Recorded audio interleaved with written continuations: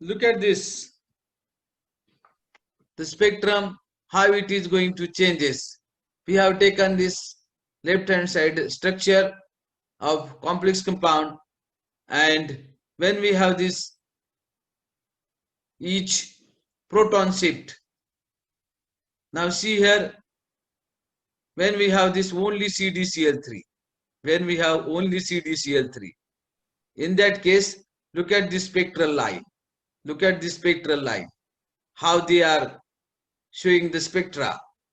But when we use 0.2 equivalent TFA, it is the sol. Yes, आवाज येतोय का? Okay, 0.2 equivalent TFA is added. See this shift is going to change, and I have shown here dark line or black line, and first spectra close to the black line. But when we use 0.2 equivalent TFA, it is the solvent that are used. This is little bit going away from this black line. When we use 0.4%, 0.4 equivalent TFA is added in CdCl3, again it gets shifted away from this line. When we use 0.6 equivalent, again it is shifted from this back line to the left hand side. And when we use 8%, 0.8 equivalent TFA is added into the CdCl3, what will happen? It will be shifted more from this back line. So see here how that gets separated and how that get clear. So first, when we don't have any TFA added into the CdCl3, whatever spectra that I have obtained here, that is looking a single peak only, not clear. But when we have used 0.8%, sorry, 0.8 equivalent, definitely you can see here, you can looking at this spectra separately and showing separate peaks. So it is not only this case, but also you can see each and every case.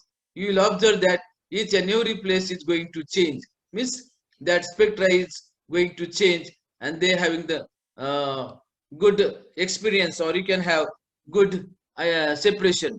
So you can have this separation very well.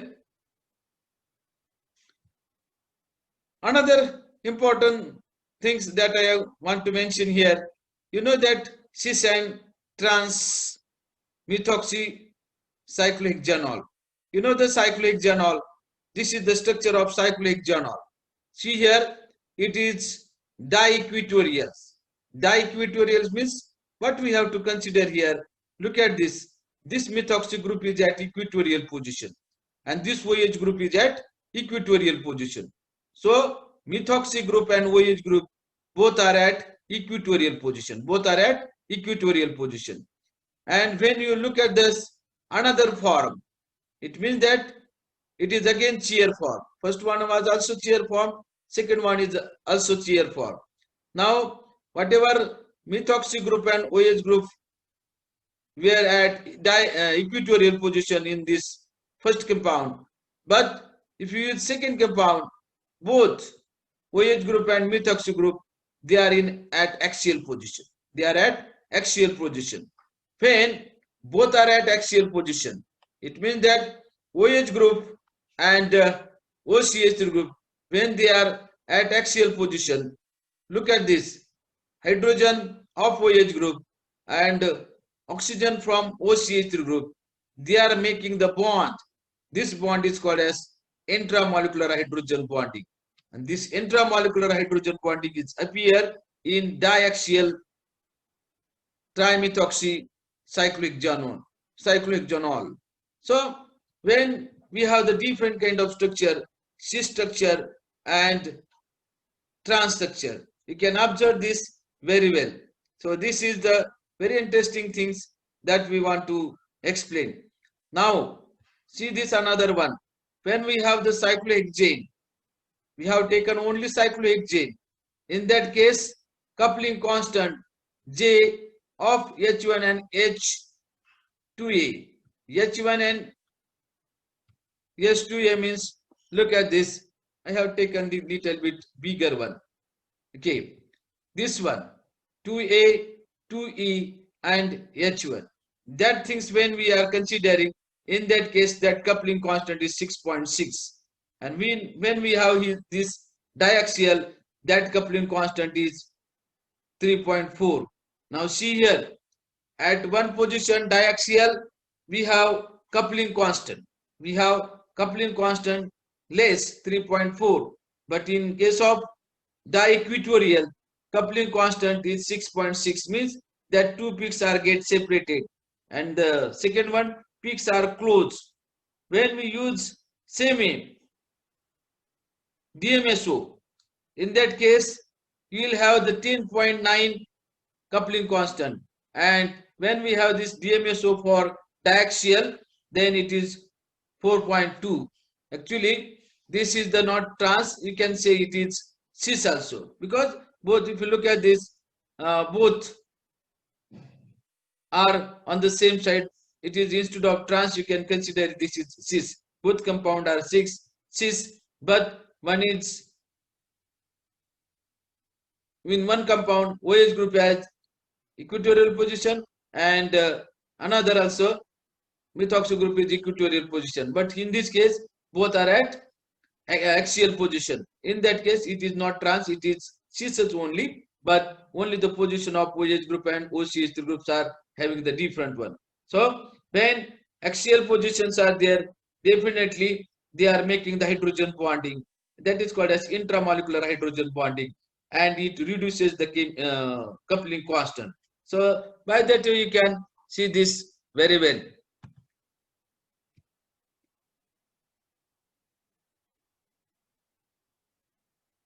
When we move to the next, the solvent also play an important role in NMR spectroscopy as a common impurity in samples, especially it is in synthetic one. There are three different type of, or there are various type of impurities. What kind of impurities are there in solvent? Look at this.